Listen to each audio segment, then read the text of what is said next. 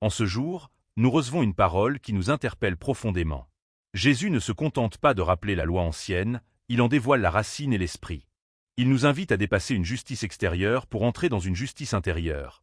Celle du cœur. Ce passage nous montre que la vraie offrande à Dieu n'est pas seulement un geste rituel, mais un chemin de réconciliation.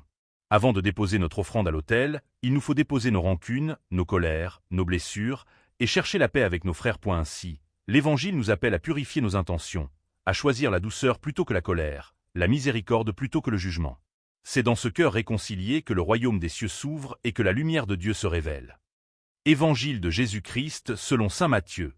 En ce temps-là, Jésus disait à ses disciples, « Je vous le dis, si votre justice ne surpasse pas celle des scribes et des pharisiens, vous n'entrerez pas dans le royaume des cieux. Vous avez appris qu'il a été dit aux anciens, « Tu ne commettras pas de meurtre. » Et si quelqu'un commet un meurtre, il devra passer en jugement. Eh bien, moi, je vous dis, tout homme qui se met en colère contre son frère devra passer en jugement. Si quelqu'un insulte son frère, il devra passer devant le tribunal. Si quelqu'un le traite de fou, il sera passible de la géhenne de feu. Donc, lorsque tu vas présenter ton offrande à l'autel, si, là, tu te souviens que ton frère a quelque chose contre toi, laisse ton offrande, là, devant l'autel. Va d'abord te réconcilier avec ton frère.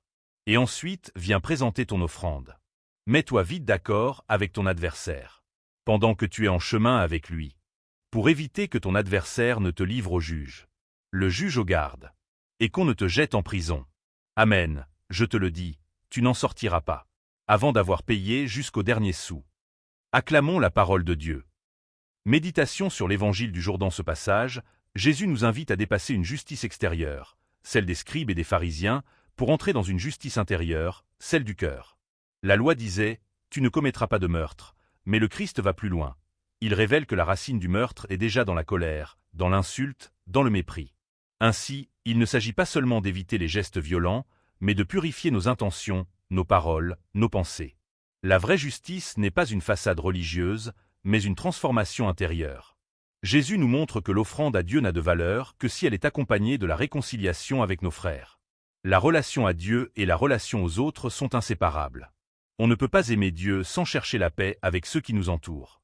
Cette parole est exigeante. Elle nous appelle à guérir nos colères, à déposer nos rancunes, à choisir la réconciliation plutôt que le conflit.